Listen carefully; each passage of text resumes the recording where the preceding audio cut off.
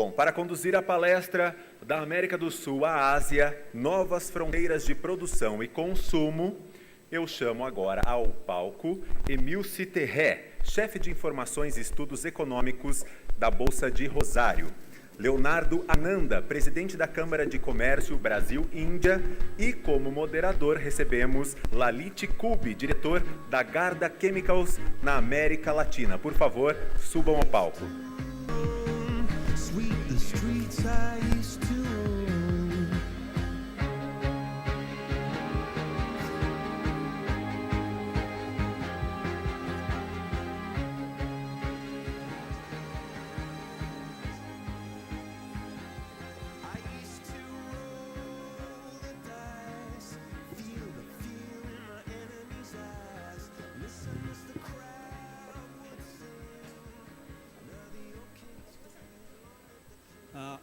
Boa tarde a todos. Namastê. Eu sou Lalit Kulbe. Eu sou da Índia e estou morando aqui no Brasil desde 2010.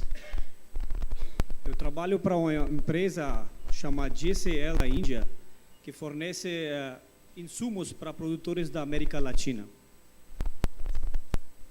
O tema da nossa discussão hoje é minha idioma primeiro é inglês, mas o Giovanni me pediu para falar em português. Então, eu estou tentando falar em português, mas nos últimos 8 anos eu já aprendi a falar português aqui no Brasil. Muito obrigado, muito obrigado.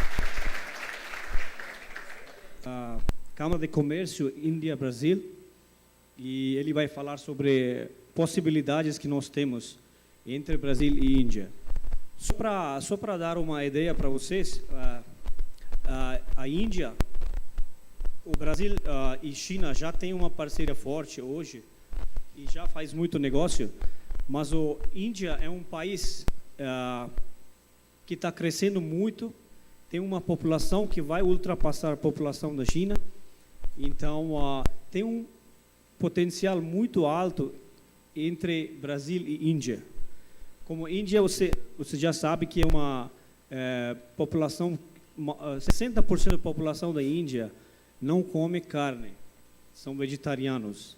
Eu tive a oportunidade de levar o senhor Giovanni Ferreira, da Gazeta, e o senhor Robson Mafioletti, 2 anos atrás, para a Índia, e eles observaram lá que a Índia é um país totalmente diferente do que o Brasil.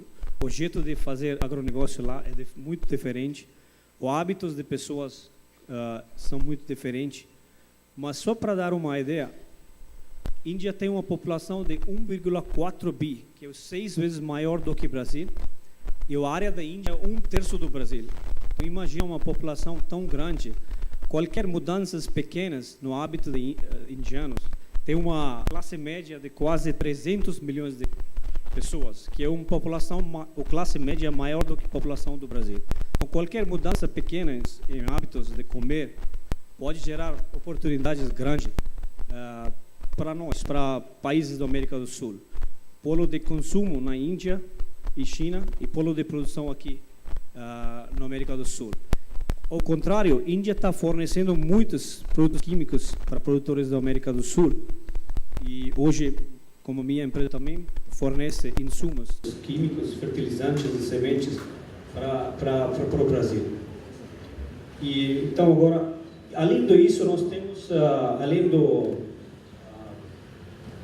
soja e milho, que o Brasil já está exportando para a China, a Índia está abrindo um novo mercado de importação de óleo de soja, açúcar, e também tem um grande potencial para exportação de feijões. É um grupo de feijões chamado pulses, que tem mungo verde, mungo preto, tem lentilhas, que a Índia está importando hoje em torno de 5 a 6 milhões de toneladas, que vai aumentar para 12 milhões de toneladas até 2025.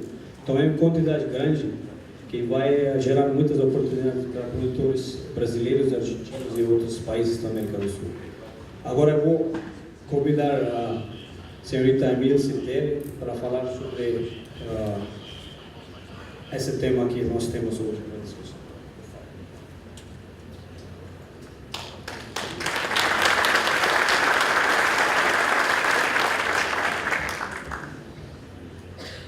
gracias. Lamentablemente yo no hablo portugués, pero trataré de que hablando despacio podamos entendernos bien. Si no, por supuesto, cualquier pregunta estaré encantada de repetirlo.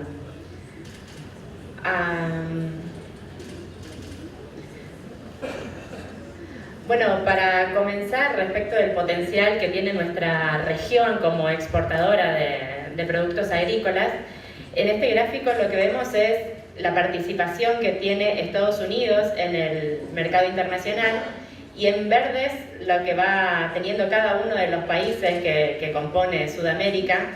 Por supuesto, Brasil está llamado a tener un rol preponderante.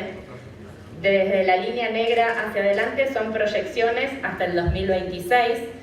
Brasil terminaría esta próxima década exportando prácticamente lo mismo que Estados Unidos, y a eso le sumaríamos el potencial que tiene Argentina y el resto de los países latinoamericanos, con lo cual la región está nuevamente llamada a tener un rol preponderante como abastecedora de alimentos para el mundo. En lo que respecta a Argentina particularmente, ha habido un cambio muy grande en los últimos años para lo que es el sector de agronegocios. Se tomaron 3 medidas fundamentales. En primer lugar, se liberó el mercado cambiario. Antes había muchas restricciones, muchas limitaciones para poder comprar dólares y divisas. Ahora ese mercado recientemente, el año pasado, fue liberado y es mucho más fácil negociar divisas. Sabemos que en nuestro país todo lo que son negocios de soja, de maíz y demás se hacen en dólares, están valuados en dólares, con lo cual esto era un tema que limitaba mucho la actividad. Por otro lado, se eliminaron las retenciones, los derechos de exportación para casi todos los granos, excepto para la soja. En el caso de la soja, a partir del año que viene, a partir de enero del 2018, van a bajar gradualmente, progresivamente, las alícuotas, el monto de ese impuesto a la exportación. Terminaríamos con un 18% cuando termine esta baja gradual. Hoy por hoy está en el 30%, así que va a ser una rebaja bastante notable, pero a lo largo de 2 años.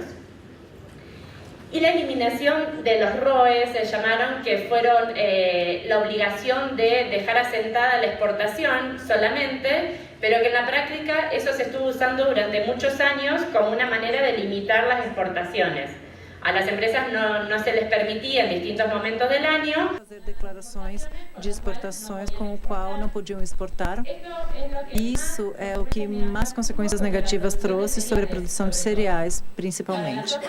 Para as outras não foi tão grave, porque a Argentina consome muito pouca soja internamente. Nós não estamos habituados a comer soja ou derivados, enquanto que temos muito consumo interno de trigo, milho, e por isso essas limitações afetaram principalmente os cereais.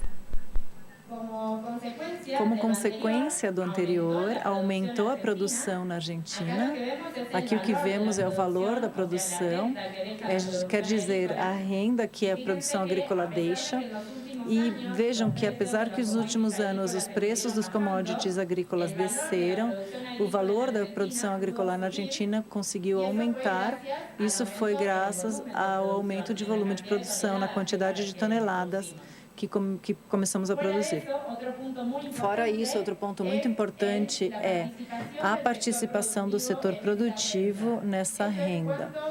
Quer dizer, quanto ganhava ou perdia o setor que produz os produtores na Argentina, e vejam que uma renda negativa na campanha 14-15 passou a ser positiva na campanha anterior, e nessa já tivemos um ganho bem interessante. O fato que o produtor seja o que proporcionalmente mais ganhou fez com que se aumentam as colheitas, a área plantada, mas também o cuidado, a cultura, a fertilização, utilização de diferentes nutrientes, com o qual voltou a aumentar muito a qualidade da soja, do trigo, sobretudo do trigo e do milho na Argentina. Aqui vemos, esses são alguns dos gráficos de produção. Vejam o último salto, pulo que tivemos aqui da produção na Argentina. E o que é um pouco mais curto são as exportações. Mais uma vez, aqui aumenta a produção, principalmente devido à exportação. Estos cambios Essas mudanças na política comercial que existem na Argentina geraram este efeito. Nós, no ano anterior, tínhamos feito uma estimativa de quanto a Argentina podia produzir nos próximos 10 anos, quer dizer, até 2024. Há 2 anos atrás, pensávamos que em 10 anos nossa produção ia aumentar 5%. E hoje, graças a essas mudanças na política comercial, estamos pensando que nos próximos 10 anos nossa produção vai aumentar 30%. E isso tem a ver principalmente com mudanças da política agrícola para o setor, para o nosso setor. Essas são as exportações. Até 2 anos atrás, a gente achava que na próxima década íamos exportar 2% a mais. E agora, a atualização do modelo nos permite pensar que daqui a uma década a Argentina vai exportar 67% a mais. E as mudanças também aconteceriam, no caso, sobretudo de milho, trigo também, mas principalmente milho, e para alguns produtos derivados dos grãos, que também iriam ter um aumento muito interessante. Se a gente pensa nas possibilidades que o país tem para o fornecimento de alimentos para o mundo, a gente tem algumas forças e algumas fraquezas. Entre as nossas forças, o solo na Argentina é muito fértil, a quantidade de hectares com capacidade produtiva para grãos é muito vasta, é muito eficiente, e a concentração geográfica, o próximo que está à oferta da demanda. Com relação às nossas fraquezas, temos uma alta pressão impositiva, o valor dos impostos é muito alto, o acesso ao crédito que o setor produtivo tem e a eficiência dos locais de trabalho. Com relação à eficiência produtiva, temos que cada um dos elos da corrente são muito eficientes, o produtor está muito interessante em ter a melhor tecnologia, a nova semente, e as plantas que fazem crushing de grãos e os exportam, os terminais de portos, são plantas grandes e muito eficientes. A desvantagem que a gente tem é a comunicação entre essas fases, principalmente transporte. No mundo em que se relacionam, cada uma das fases produtivas tem bastante deficiência na Argentina e bastante problemas para resolver. Essa é a participação do Estado na renda. 76% da renda da soja vai em diferentes impostos municipais, estaduais e nacionais. 85% do trigo e 55% do girassol. Isso depois da queda de retenções, depois de tirados os impostos. Com relação à concentração geográfica, esse é um mapa da região mais norte da Argentina. Essa é a província de Santa Fé. Aqui está Rosário. Em Rosário, temos muito perto a principal área produtiva de grãos, fundamentalmente de soja e milho, mas está localizado um pouco mais no sudeste, mas para quase todos os grãos a principal região produtiva é aqui, em volta da cidade de Rosário. E ao mesmo tempo em Rosário temos o Rio Paraná, da onde se embarca 75% da produção agrícola argentina. Existem 2 outros grandes portos, no sul de Buenos Aires, Bahia Blanca e Neuquén, mas nos portos de Rosário embarcam 67% dos grãos, 98% de óleos vegetais, principalmente óleo de soja, e 97% das farinhas proteicas, principalmente farinha de soja, já que as principais plantas de crushing estão ali naquela região. Uma das principais vantagens que a gente tem é essa, que tudo está perto. Essa é a área produtiva e esse é o principal porto. Se a gente compara com a produção no Brasil e nos Estados Unidos, a distância que a produção tem que percorrer é muito maior. Esse é o Rio Paraná, essa é a cidade de Rosário, e essas são cada um desses grandes terminais portuários ou plantas de crushing que a gente tem, né, próximos à cidade. Essa é a capacidade de carga nos barcos, nesses terminais: 128 milhões de toneladas de grãos, 78 milhões de farinha, 42 de óleo e biodiesel 15. Essa semana o biodiesel está tendo um probleminha, está tendo uma situação meio delicada por causa de impostos, mas a capacidade teórica vai ser pelo menos essa. E a capacidade de crushing potencial de processamento é de 67 milhões de toneladas. Porém, a desvantagem que temos é o transporte, é um desafio logístico. Uma comparação que podemos fazer é que na Argentina, 93% da carga nós transportamos em caminhão e sobra 15% em trem. No Brasil, encontramos estatísticas e vemos os números um pouco diferentes, mas o que vemos é que 60% é por caminhão e 22% em trem. Para Estados Unidos, e isso é na Argentina, apesar da gente ter essa hidrovia, nos Estados Unidos está muito mais dividida. Temos isso de caminhão, 27 de trem, 15 de hidrovias e 20 do que eles chamam pipelines. Então, 73 milhões de toneladas de grãos, nós movimentamos internamente por caminhão, só 13 milhões por trem e só 1 milhão por barcos através do Rio Paraná. Esses são os custos em dólar por tonelada e quilômetro. Vejam que o trem ele duplica a ferrovia e o caminhão duplica a ferroviária.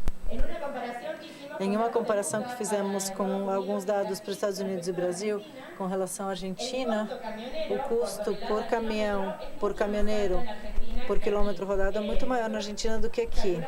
Nós calculamos que a Argentina é uns 70% mais caro que os Estados Unidos e 76% mais caro que o Brasil transportar mercadoria via caminhão.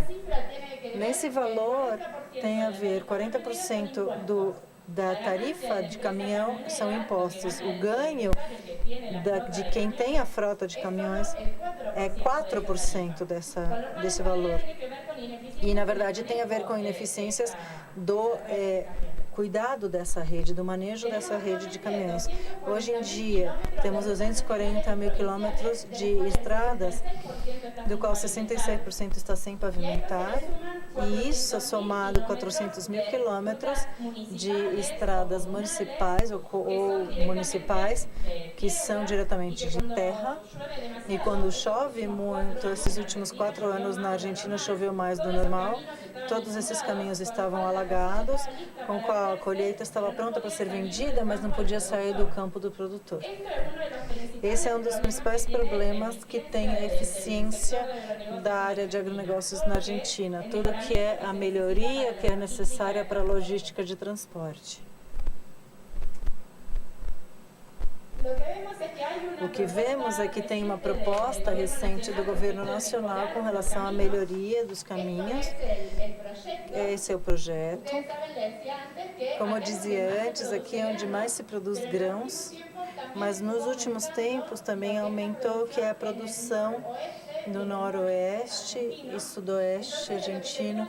Então, o que tentamos é melhorar esses caminhos, essas rotas, para poder trazer a colheita do norte do país até os portos, para poder ser processado e exportado. Nós temos um grande saldo exportável, porque nosso consumo de grãos é muito menor, o consumo interno é menor do que se pode exportar, então poder levar até as áreas hidroviárias é fundamental. Então, esses são as malhas que tem no porto de Rosário, e esses são os de Buenos Aires. E tudo que se produz daqui até o norte se exporta principalmente através de Rosário. Com relação ao trem, também tem um projeto de investimentos público e privado que se poderia trabalhar juntamente. Para 2019, poderia transformar 27 milhões de toneladas em cargas gerais e 19, particularmente, do que seria cargas de grãos, de diferentes tipos de grãos. O plano de investimento há 20 anos, mas isso é que poderíamos conseguir na primeira fase. E principalmente se trata de melhorar os grãos, a quantidade de carga que traz o grão do norte do país até Rosário. Também tem projetos para outras linhas férreas. Mas o prioritário neste momento tem sido o de grão, cargas, que é essa linha que vocês veem aqui. O resto dos problemas são os mesmos que vocês falavam no caso brasileiro. Tem que melhorar a equipe, os equipamentos são antigos. Então, só de colocar de novo o que tinha e o que foi perdido com o tempo já seria um grande salto na qualidade do transporte na Argentina. Além de depois poder criar coisas novas, simplesmente com a gente atualizar o que a gente foi perdendo nas últimas décadas, já seria um grande salto para a capacidade que nós teríamos para tirar as mercadorias de dentro do país. Fora esses projetos públicos, temos alguns projetos privados que foram lançados nos últimos 15 ou 16 meses e tem a ver com melhoria nos acessos aos terminais portuários, tanto para a descarga de caminhão como de vagão, e aumentar a capacidade de armazenamento de estoque nos terminais portuários e aumentar a capacidade de processar grãos também nos terminais portuários. Neste caminho, a capacidade que a Argentina tem é muito grande, que a América do Sul inteira tem é muito grande. Vocês vão conhecer mais de Brasil do que eu. Com o qual o desafio seria como podemos dar esse salto para poder melhorar, para chegar nessas capacidades, considerando que é um setor estratégico a futuro. Muito se fala que o próximo recurso vai ser a água. A América do Sul inteira tem um bom regime de chuvas, tem reservatórios, tem tudo para poder aproveitar e poder implementar um modo de aproveitar toda essa água que vai ter. Então, como estratégia, apontar as estratégias, aos trabalhos que têm utilização intensiva de água, como agricultura e pecuária, e para desenvolver a nossa região. Então, do nosso ponto de vista, tentamos impulsionar e melhorar tudo que a gente consegue para poder ir por esse caminho, que a agricultura seja um dos pilares da nossa região. Muito obrigada pela sua atenção e estou à disposição para o que precisarem.